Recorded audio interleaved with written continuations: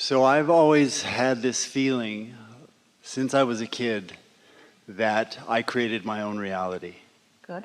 And yet, a long life, I always had a blessed life. Everything was perfect and everything was easy. And I somehow got this feeling that I had to work harder than I was. That things had to be more difficult than they were.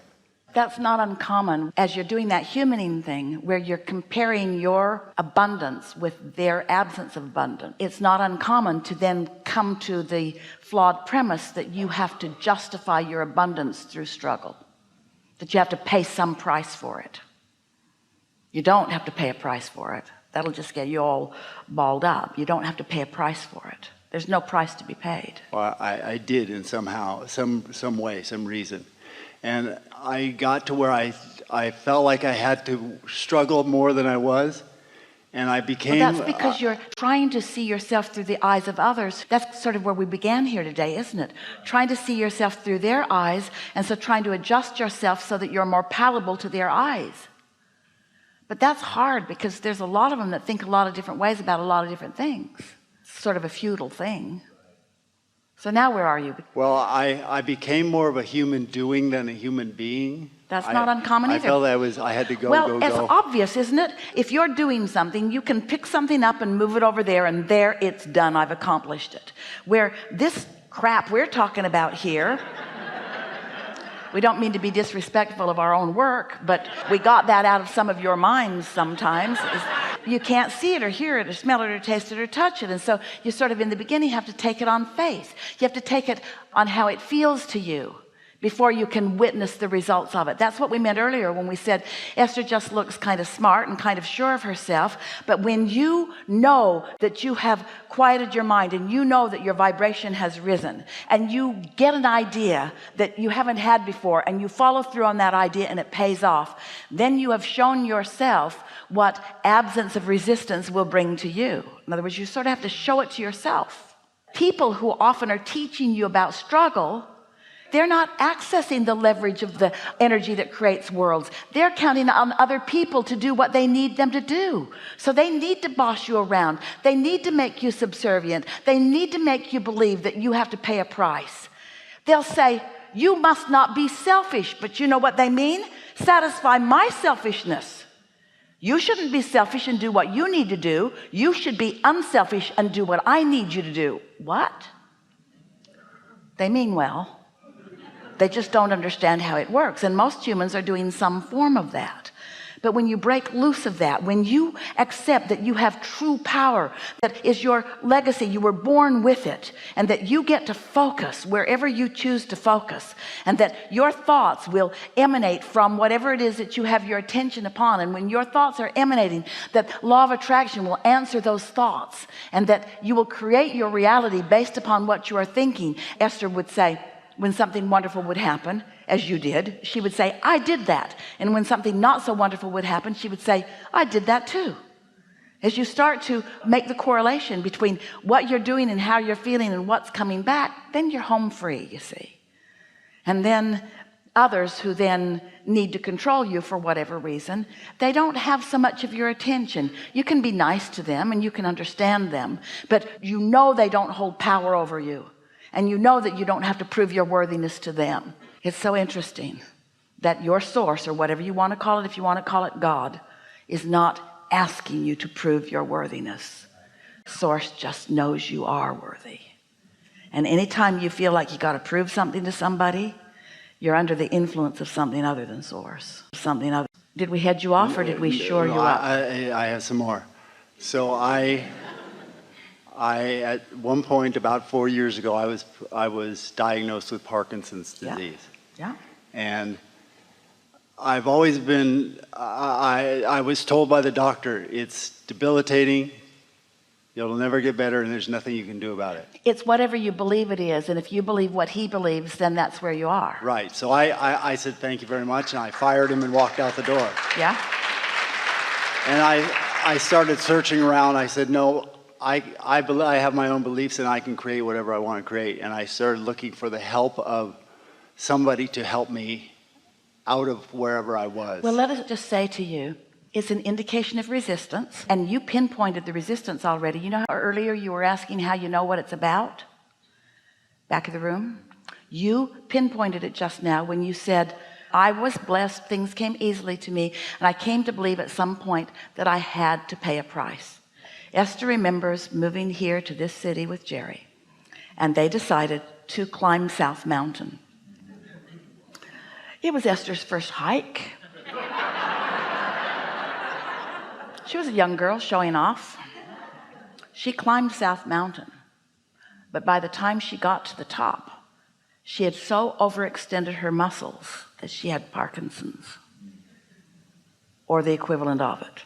In other words, that tension, that extending beyond, that having a desire that is stronger than my open valve of belief puts that tension. Doctors aren't considering it from an energetic point of view. They're not even thinking about it in terms of vibration or resistance.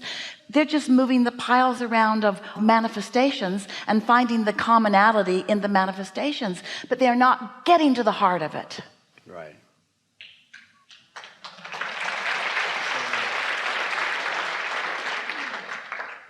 So when I couldn't get myself out of the vibration where I was and into what I considered health or cured. Well, see, that's what we meant earlier when we were talking about pre-manifestational awareness, which is emotion, rather than post-manifestational awareness, is easier, because once you have the manifestation, it's hard not to notice it. Which brings us back to the first statement that we made today with all of you, that most people are offering most of their vibration based upon what they're observing. So now this is what you're observing. It's normal that it would be a lot in your vibration. So you're going to have to just step back from it and take a vibrational approach to all of this and let the evidence, the seeming evidence of this resistance, be irrelevant for a little while. Just let it be irrelevant. Haven't you noticed that there are moments in time when it's much less active? Yes. Sort of comes and goes. And begin noticing when it's stronger, when it's less, when you're thinking about it more, when you're thinking about it less. It's just a byproduct of some resistance of which you can let go. Mm-hmm. Right. And you know what? Without the more dramatic manifestation of it, you might not have ever let go of that resistance. Right, exactly. Which is the answer to the question that we were talking about earlier too. I see that. I've come to understand that it's the best thing that ever happened to me, because it's helping me let go of some sort of resistance. Yeah. We have an assignment for you. Okay. Second one we've ever given. When you are putting yourself in your bed tonight, we'll be aware of that. And we will be focused upon the cellular you. And you will be aware of this because you will feel, most likely will interpret it as warmth, maybe even heat, but temperature.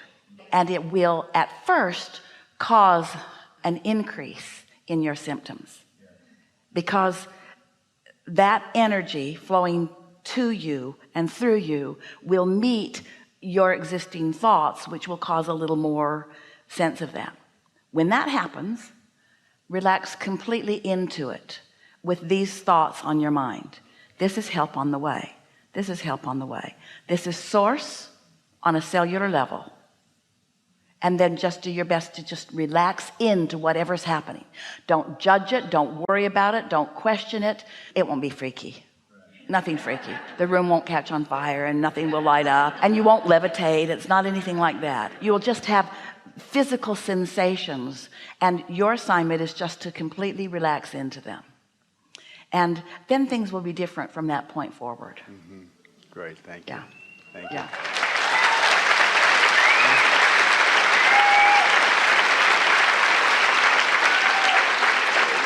Now see how there's a sort of increase of it right now? Yes, because it's a lot. we've got our attention Yes, upon you. yes. And so it's almost like you can't control yourself because we've got our attention all over you.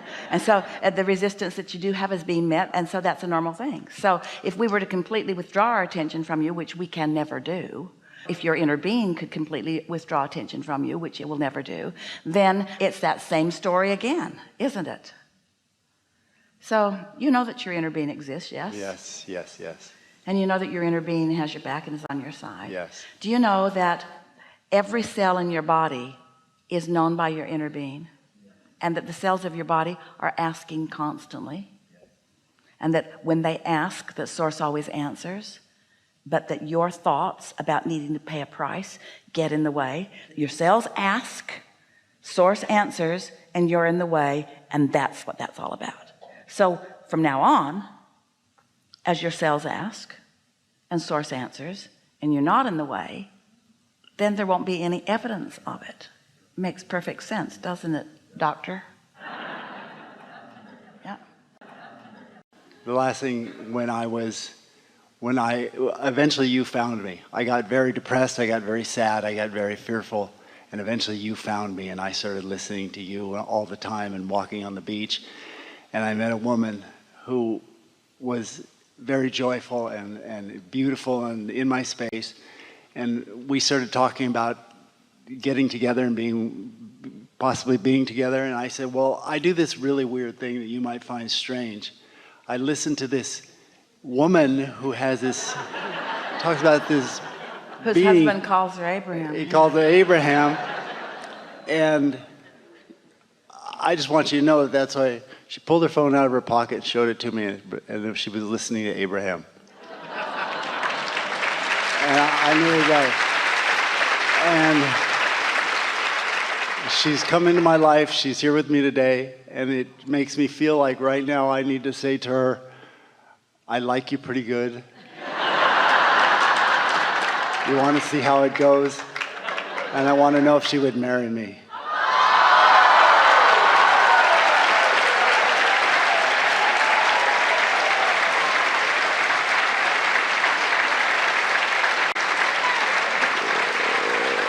When she sees you again, she'll say yes. I was going to say, next time you see her, would you ask her? Thank you. Sit right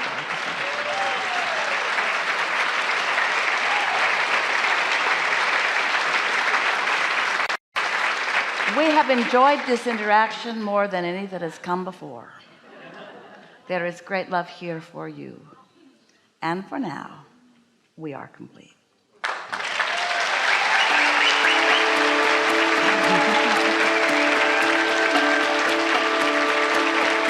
I loved it. I love you.